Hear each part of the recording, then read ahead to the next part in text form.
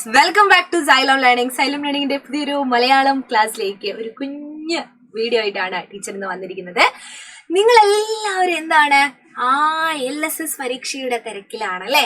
അത് പഠിക്കുന്നു, വിവരങ്ങളെ എവിടെ നിന്ന് കിട്ടുന്നു എന്നൊക്കെ ശേഖരിക്കുന്നു അല്ലെ?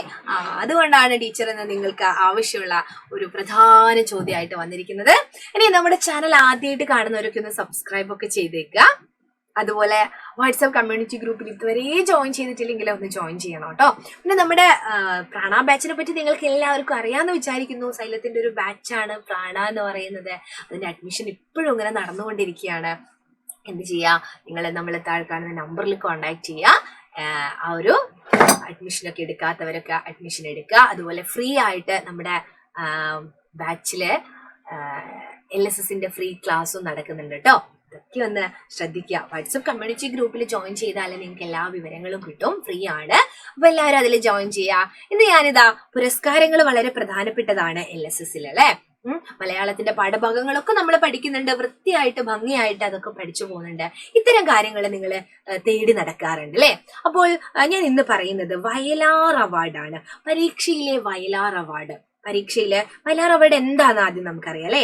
മലയാള സാഹിത്യ സംഭാവനകൾക്ക് നൽകുന്ന പുരസ്കാരമാണ് വയലാർ പുരസ്കാരം അല്ലെങ്കിൽ വയലാർ അവാർഡ് എന്ന് പറയുന്നത് കേട്ടോ.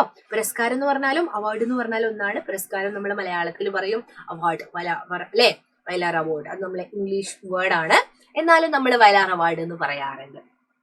മലയാളത്തിന്റെ പ്രിയ കവിയായിരുന്നു വയലാർ രാമവർമ്മ. അദ്ദേഹത്തിന്റെ ഓർമ്മയ്ക്കായിട്ടാണ് ഇങ്ങനൊരു പുരസ്കാരം ഏർപ്പെടുത്തിയിരിക്കുന്നത് എന്നും കൂടെ മക്കൾ അറിയാം. ഇതിന്റെ സമ്മാനത്തുക 1 lakh 1,00,000 രൂപയും. അതുപോലെ അറിയപ്പെടുന്ന എഴുത്തുകാരനാണ് ശില്പിയാണ് കാനായി കുഞ്ഞിരാമൻ. അദ്ദേഹം രൂപകൽപ്പന ചെയ്ത ഒരു ശില്പമാണ് ഇതിന് സമ്മാനത്തുകയായിട്ട് കിട്ടുന്നത് എന്നും കൂടി അറിയാം. ഇനി ഇത് 2024 അപ്പൊ 2024 അവാർഡ് ആർക്കാ കിട്ടിയെന്ന് വെച്ചാല് അശോകൻ ചരുവിൽ എന്ന് പറയുന്ന എഴുത്തുകാരനാണ്. മലയാളത്തിലെ അതിഗംഭീരമായിട്ട് എഴുതിക്കൊണ്ടിരിക്കുന്ന നല്ല കഥകളും നോവലുകളും ഒക്കെ എഴുതുന്ന ഒരു എഴുത്തുകാരനാണ് അശോകൻ ചരുവിൽ. അദ്ദേഹത്തിന്റെ കാട്ടൂർ കടവ് എന്ന് പറയുന്ന ഒരു നോവലിനാണ് ഈ വർഷം 2024 കഴിഞ്ഞ വർഷം എന്ത് കിട്ടിയത്, വയലാർ അവാർഡ് ലഭിച്ചത്. അപ്പൊ അത് നമ്മൾ ഓർത്തു വെക്കുക. അശോകൻ ചരുവിൽ. ആരുടെയെങ്കിലും അച്ഛന്റെ പേരുണ്ടോ, മാമന്റെ പേരുണ്ടോ, അടുത്ത വീട്ടിലെ അശോകേട്ടനുണ്ടോ, അല്ലെങ്കിൽ ആ ചരുവില് പോയ സമയത്ത് അശോകേട്ടനെ നിങ്ങൾ കണ്ടിട്ടുണ്ടോ, അല്ലെ അശോക മരം കണ്ടിട്ടുണ്ടോ, എന്തെങ്കിലുമൊക്കെ കണക്ട് ചെയ്തിട്ട് ഓർത്ത് വെക്കുക മക്കള്. കാട്ടൂർ കടവ് എന്ന് പറയുന്ന നോവലിനാണ് കിട്ടിയത്. അശോകൻ ചരുവിൽ കാട്ടൂർ കടവ് കേട്ടോ. ഇപ്പൊ തന്നെ ഓർത്ത് വെക്കുക, തന്നെ മനസ്സിലങ്ങ് കയറ്റുക. അശോകൻ ചരുവിലിനാണ് വയലാർ അവാർഡ് കിട്ടിയത്.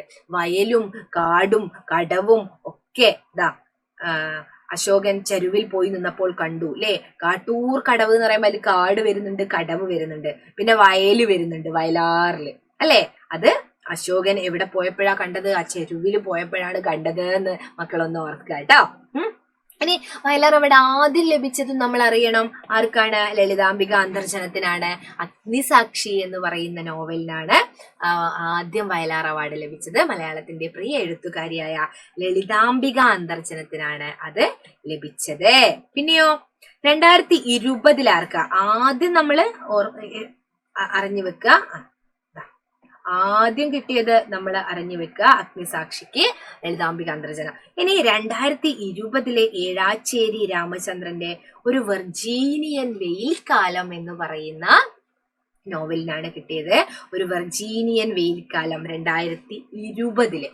2021 നമ്മൾ അറിയാം മന്തളിരിലെ 20 കമ്മ്യൂണിസ്റ്റ് വർഷങ്ങൾ. ആർക്കാ, ബെന്യാമിനാണ്. നമ്മുടെ ആട് ജീവിതമൊക്കെ എഴുതി ആ സിനിമയൊക്കെ നിങ്ങൾ കണ്ടിട്ടുണ്ടാവും. അദ്ദേഹത്തിന്റെ തന്നെ മറ്റൊരു നോവലാണ് മന്തളിരിലെ 20 കമ്മ്യൂണിസ്റ്റ് വർഷങ്ങൾ. അപ്പോൾ ആദ്യത്തത് നമ്മൾ ഓർത്ത് വെക്കുക ലളിതാംബിക അന്തർജനത്തിനാണെന്ന്. ഇത് ഓർമ്മ വേണം. ഇത് രണ്ടും അത്ര ഓർത്തില്ലെങ്കിലും ആദ്യത്തതും 2024 കിട്ടിയതും ഇനി 2022 2023 ഓർക്കുക. അതായത് 22, 23, 24 ഓർക്കുക, പിന്നെ ആദ്യം കിട്ടിയത് ഓർക്കുക. 2022 ആർക്കാണ്? എസ് ഹരീഷിന്റെ മീശ എന്ന് പറഞ്ഞ നോവലിനാണ് കിട്ടിയത്. എസ് ഹരീഷ് നോക്കിയേ, അദ്ദേഹത്തിന്റെ മീശ കണ്ടോ, നല്ല കട്ടി മീശയൊക്കെ ഉണ്ട്. അദ്ദേഹത്തിന്റെ മീശ എന്ന് പറയുന്ന നോവലിനാണ് 2022 വയലാർ അവാർഡ് കിട്ടിയത്. 23 ഗാനരചയിതാവ് കൂടിയായ ശ്രീകുമാരൻ തമ്പി, അദ്ദേഹത്തിന്റെ ആത്മകഥാംശമുള്ള ഒരു എഴുത്താണ് ജീവിതം ഒരു പെൻഡുലം.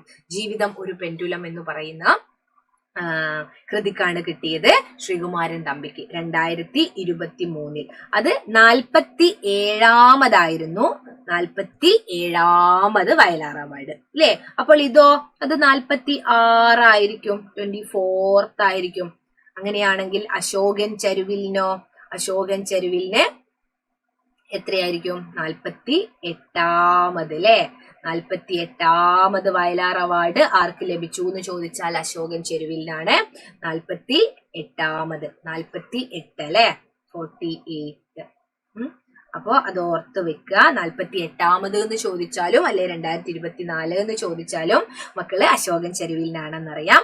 ഇത് കഴിഞ്ഞ ഈ വർഷമല്ല, അതിന്റെ തൊട്ട് മുന്നിലത്തെ 2023 ശ്രീകുമാരൻ തമ്പിക്കായിരുന്നു ലഭിച്ചത് കേട്ടോ. അപ്പൊ മക്കള് മനസ്സിലാക്കേണ്ട കാര്യം ഇത്രയേ ഉള്ളൂ. അവാർഡുകളൊക്കെ പത്രത്തിലൊക്കെ കാണുന്ന സമയത്ത് ഒന്ന് നോട്ട് ചെയ്തൊക്കെ വെക്കുക. ഇനിയും പുരസ്കാരങ്ങളൊക്കെ ഉണ്ട്, അത് ടീച്ചർ ഓരോരോ വീഡിയോ ആയിട്ട് നിങ്ങൾക്ക് തരാം കേട്ടോ. അപ്പൊ അടുത്ത ക്ലാസ്സിൽ കാണാം. ബൈ.